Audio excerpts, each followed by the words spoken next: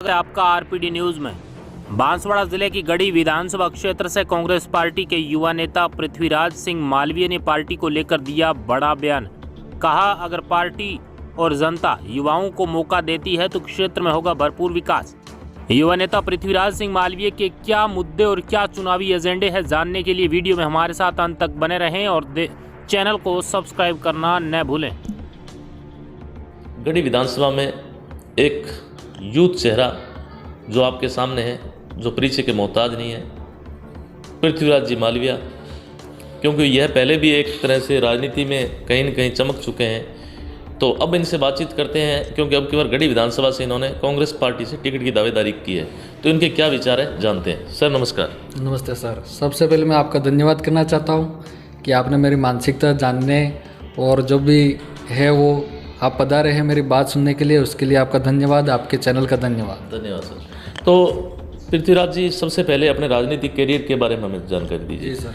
मैं वर्तमान में उप विधानसभा अध्यक्ष विधानसभा क्षेत्र गढ़ी का हूँ। जी जी। और पूर्व में मैं ST/SC छात्र संघ अध्यक्ष भी रह चुका हूँ। जी जी।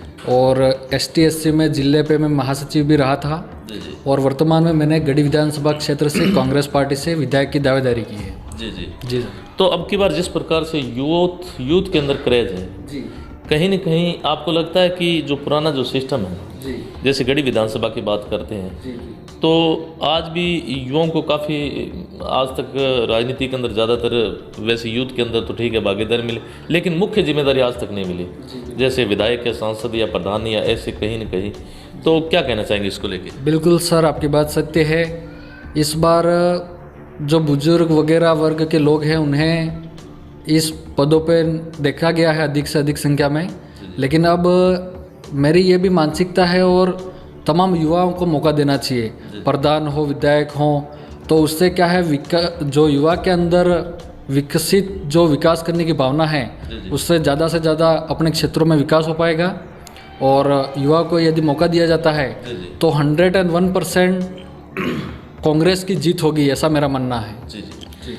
पृथ्वीराज जी, पहले भी आप कहीं न कहीं चर्चा में रहे रिकॉर्डिंग के मामले में, उसको लेके क्या कहना चाहेंगे? वो मामला सुलझ गया आपका? सर, मामला तो सुलझा है, लेकिन मैं ये कहना चाहता हूँ कि मेरे साथ उस दिन विवाद हुआ वो बहुत ही दयनीय था। ऐसा विवाद होना नहीं चाहिए। उससे युवा के अंदर जो जोश है, पार्टी के प्रति जो समर्पित भावना है, वो कहीं न कहीं दुखी मन से टूट रही है। ऐसा होना नहीं चाहिए, इससे पार्टी कमज़ोर हो सकती है। बाकी तो अब क्या मन में है? अब जुड़ाव हो गया वापस? जी सर, मैं तो पार्टी के प्रति समर्पित ही हूँ, पार्टी के लिए तैयार हूँ, तत्पर हूँ हमेशा, और पार्टी से जुड़ा हुआ हूँ और पार्टी तक ही रहूँगा मैं। अब की बार एक नई कहानी मिली है कि अब की बार यूथ पद से आपको हटाया गया है। जी सर, अभी चुनाव में मुझे उप विधानसभा पद से हटाया गया है। जी, और मैंने इसका लिखित रूप में स्पष्टीकरण मांगा है, लेकिन अभी तक मुझे नहीं दिया गया है। तो इन्होंने 7-8 अक्टूबर को मीटिंग रखी है जिले स्तर पे, तो मैं बैठक में जाऊंगा, उसमें क्या रीज़न है मुझे हटाने का, ये सब मैं उस दिन जान पाऊंगा सर। पार्टी में अगर इस प्रकार से होने लगे तो फिर पार्टी आगे कैसे बढ़ेगी? सर, ये बात तो सत्य है कि पार्टी में ऐसी भेदभाव नहीं होना चाहिए, ये बाकायदा पक्षपात है। ये मुझे हटाया इसीलिए है क्योंकि मेरे साथ पूर्व में युवा कांग्रेस चुनाव 2023 में थोड़ी हाथापाई तक और लड़ाई झगड़े तक बात आ गई थी। तो उस बात का बदला लेने के लिए मुझे इस पद से हटाया गया है। पर यह कहीं न कहीं पार्टी के लिए कमज़ोर करने की बात है। ऐसी स्थिति में पृथ्वीराज मालवीय कहीं दूसरी पार्टी वगैरह ऐसा कभी? नहीं सर, ऐसा मैं ख्याल नहीं आता, क्योंकि ख्याल भी नहीं आया है और सोचा भी नहीं है। कांग्रेस पार्टी किसी एक व्यक्ति की नहीं है, यह स्टेट और नेशनल लेवल की पार्टी है। यदि मुझे यहाँ के कुछ वक्ताओं से नकारा जाता है तो मैं राज्य स्तर और केंद्र स्तर की हमारे जो कांग्रेस पार्टी के आला कमान हैं उनसे मैं जुड़कर कार्य करूंगा, लेकिन मैं पार्टी के प्रति समर्पित ही रहूंगा। इसके अलावा जैसे अब की बार आपने कांग्रेस पार्टी से अपने गढ़ी विधानसभा से आपने आवेदन किया है, तो अपने क्षेत्रीय मुद्दे किस प्रकार के हैं? मेरे सर ये है, यदि मुझे मौका मिलता है या फिर किसी अन्य को भी दावेदार को मौका मिलता है तो पंचायत स्तर और ब्लॉक स्तर पे हर जगह कांग्रेस के कार्यालय खोले जाए, जिससे जनता अपने क्षेत्र के नज़दीकी कार्यालय में जाकर अपनी परेशानी सुना सके और उसकी परेशानियों का निदान किया जा सके।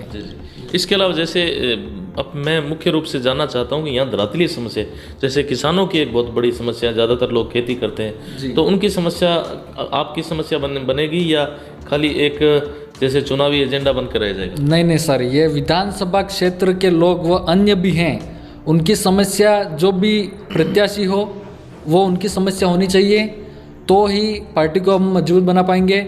उनकी छोटी से छोटी परेशानी को भी अपनी परेशानी समझ करके अपन को उसका निस्तारण करना है, और जो भी प्रत्याशी हो वो उसका निस्तारण करे, यही मेरा निवेदन है। वर्तमान सरकार को लेके क्या कहना चाहेंगे? वर्तमान 5 वर्ष लगभग कंप्लीट होने जा रहे हैं, 2-3 दिन के अंदर आचार संहिता लग रही है, तो वर्तमान सरकार का आपके हिसाब से, आप यूथ हैं, क्या कहना चाहेंगे? सरकार ने सर 5 सालों में बहुत बढ़िया बजट पारित किया है, हर जगह विकास भी करवाए हैं और हर क्षेत्र में बहुत बढ़िया काम किया है।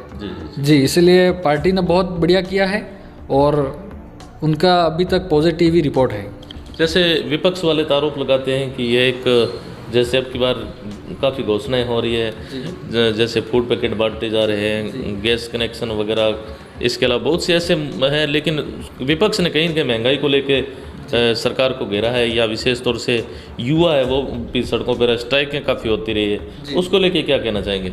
सर अब विपक्ष जो है, विपक्ष तो विपक्ष ही है, वो नेगेटिव बातें भी करेंगे, अपने रुतबा भारी करने के लिए, अपने संगठन का रुतबा भारी करने के लिए प्रत्यारोप भी लगाएंगे, लेकिन कहीं ना कहीं देखा जाए तो ज़्यादा से ज़्यादा वर्तमान राज्य सरकार ने बजट कई तरीके से पारित किए हैं, उनका मैं बखान ना कर पाऊंगा अभी क्योंकि बहुत बड़ी और लंबी लिस्ट है, और उन सब को देखते हुए तो हमारी यही मानसिकता है कि आने वाले समय में भी कांग्रेस की सरकार बने राजस्थान राज्य के लिए। जी। अब की बार कहीं ना कहीं तीसरी पार्टी उभर के सामने आ रही, भारतीय आदिवासी पार्टी या कहीं बीटीपी, तो उसको लेके आपके मन में क्या ख्याल है? क्योंकि अगर उसके अंदर ज़्यादा नज़दीकी से देखा जाए तो उसके अंदर के यूथ काफ़ी है, युवा है, युवा वर्ग है, तो क्या कहना चाहेंगे उसको लेके? सर उभर तो रही है, हम भी देख रहे हैं, लेकिन जो कांग्रेस का रुतबा अभी कायम है वो आगे भी कायम रहेगा। वो कांग्रेस के प्रति बिल्कुल सजग रहे, उनसे जुड़कर काम कर रहे हैं और बढ़िया ही काम करेंगे।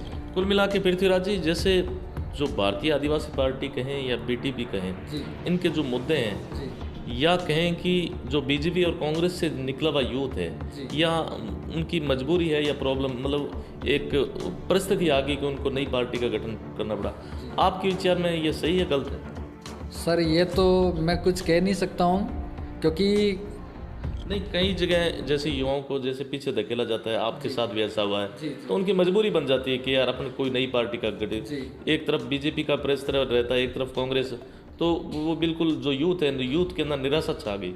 तो इस वजह से कहीं ना कहीं आपको लगता नहीं नई पार्टियों को तो हो रहा? नहीं सर, मेरा ये मानना है कि यदि अपने से कोई वक्ता या फिर कोई नेता यदि सम्मान नहीं कर रहा है या फिर इस तरीके से दबाया जा रहा है, तो आप पार्टी मत बदलिए, आप आला कमान से बात करिए, अपने जो बड़े पदाधिकारी हैं उनको इस बात की सूचित कीजिए और सूचना दीजिए कि ये मेरे साथ मनमानी हो रही है।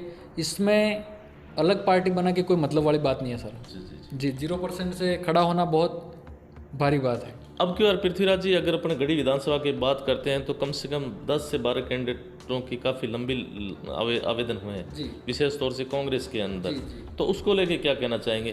कहीं न कहीं गढ़ी विधानसभा के अंदर कांग्रेस की एक बिल्कुल जो स्पष्ट है फूट नज़र आ रही है। सर दावेदार तो 15 से 16 लोग भी हुए हैं, पर मेरा ऐसा मानना है कि पार्टी जिसको भी प्रत्याशी बनाए, जिसको भी टिकट दिया जाए, उन सभी अन्य दावेदारों को एक मत होकर पार्टी को अपन को निकालना है। ऐसा मेरा मानना है सर। तो उनमें ना एक नाम पृथ्वीराज मालविया का भी माने हम, जो बिल्कुल दावेदारी पेश कर रहा है। अगर पृथ्वीराज जी को जिम्मेदारी मिलती है तो आप क्या कहना चाहेंगे आम लोगों को? बस ये तो पार्टी के हाथ में है सर। अगर दावेदारी मैंने की है और मुझे यदि मौका दिया जाता है तो मैं जनता के प्रति निष्पक्ष भावना से कार्य करूंगा, और पंचायत ब्लॉक स्तर सभी जगह से मैं कांग्रेस के कार्यालय खोलूंगा, जिससे लोगों को दूर दूर आकर परेशान नहीं होना पड़े और अपने क्षेत्रों में ही इसका निस्तारण कर दिया जाए। तो पृथ्वीराज जी, इसमें तो जैसे क्या कि रेशा 2-3 पार्टियों का था, आप कह रहे हैं कि मैं जगह जगह ये खोलूंगा, तो इसमें तो बीजेपी वाले भी आपके पास समस्या लेके आएंगे, कांग्रेस वाले भी आएंगे, बसपा वाले भी आएंगे, निर्दलीय भी आएंगे, बीटीपी आएंगे, बाप आएंगे, तो फिर ये एक तरह से कार्यालय खोलोगे तो खाली अपने लोगों को फायदा पहुंचाने के लिए? नहीं नहीं सर, इसमें जनता जनार्दन है। जनता में ये नहीं देखा जाता है कि ये किस पार्टी का है। यदि कोई अपने पास सहयोग के लिए आ रहा है, आप बैनर लगाओगे कुल मिला के, अगर कार्यालय खोलोगे कांग्रेस के बैनर तले, तो कहीं ना कहीं अपोजिट मैसेज नहीं जाएगा? सर ऑपोजिट तो क्या, जो भी हमारे पास आएगा भले वो किसी भी पार्टी का है, हम उसका सहयोग करेंगे, निस्तारण करेंगे। और यदि उनको हम निस्तारण करके देते हैं तो कहीं ना कहीं वो हमारी पार्टी में आकर कह सकते हैं कि समस्या समाधान केंद्र खोलेंगे। बिल्कुल बिल्कुल सर, समस्या समाधान केंद्र ही आ गया, जिसमें कार्यालय एक सर इनका स्थिर कार्यालय हो जाएगा, तो लोगों को ये पता चलेगा कि हमें यहाँ पर जाकर हमारी समस्या की सुनवाई करवानी है। जी न कि अपने पार्टी को लेकर कहीं न कहीं, हालांकि आपके तो रग रग में कांग्रेस की बसी हुई है, तो आप कांग्रेस की बात ही करेंगे। जी सर, जी बिल्कुल सर। जी, तो यह थी हमारी खास मुलाकात पृथ्वीराज मालवीय, एक यूथ चेहरा जो एक चाह रख रहे हैं अब की बार कहीं न कहीं समाज की सेवा करने की।